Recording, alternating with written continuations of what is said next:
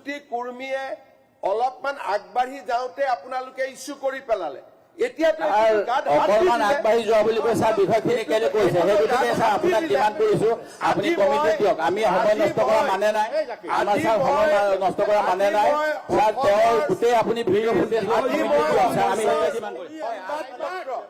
আৰু যিমানে ৰূপজ্যোতি কৰ্মীক সমালোচনা কৰিছিল তেওঁলোকে মই অনুৰোধ কৰিম যে ডেপুটি স্পীকাৰৰ মাৰাটোৰ ওপৰত তেওঁলোকে সমালোচনা কৰিব নে আজি সিদ্ধান্ত লওক। এইটো কৰা হৈ আছে আপুনিতো কৰ্মী ছাৰ যিবিলাক মানুহ থিয় হৈ আছে আপোনালোকে যদি ডেপুটি স্পীকাৰৰ গাত হাত দিছে means the chamber, the lobbies, the galleries, the libraries and such other places as the speaker may from time to time specify. সেই গতিকে অকল এই চেম্বাৰটোৱে নহয়, সদন পৰিসৰ বুলি ক'লে ছাৰ এই কিতাপ অনুসৰি গোটেইখিনি পৰে। সেই গতিকে মুখ্যমন্ত্ৰীয়ে কিয় ছাৰ এনেকুৱা মিছা কথা সদনত কৈছে ছাৰ?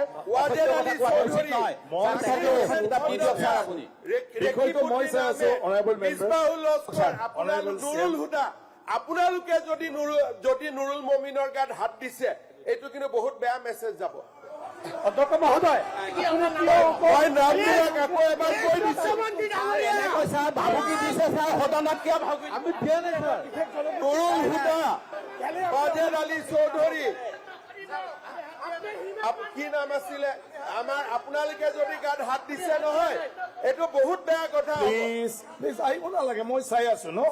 অধ্যক্ষ কোনে কোনে গাত হাত দিছে নামখিনি নুৰুল হুদা ডাঙৰীয়াই চাওক বিষয়টো উত্থাপন হৈছে সদনত। মই সদনত বহি আছো, আপোনালোকেও সদনত বহি আছে। এইটো বহুত বেয়া কথা হৈছে। বিষয়টো উত্থাপন হৈছে এইবিলাক কলা কাপোৰ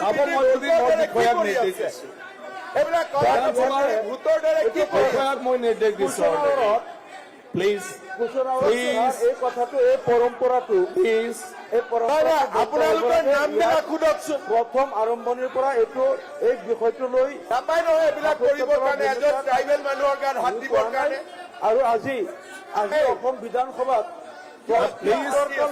প্লিজ মই বিষয়টো চাই বিধায়কৰ নিৰাপত্তা নিশ্চিত কৰিবলৈ প্ৰশ্নোত্তৰ কালত উত্থাপন হৈছে। মই মোৰ বিষয়ে চাবলৈ নুৰুল হুদাক সদনৰ পৰা বহিষ্কাৰ কৰিব লাগে।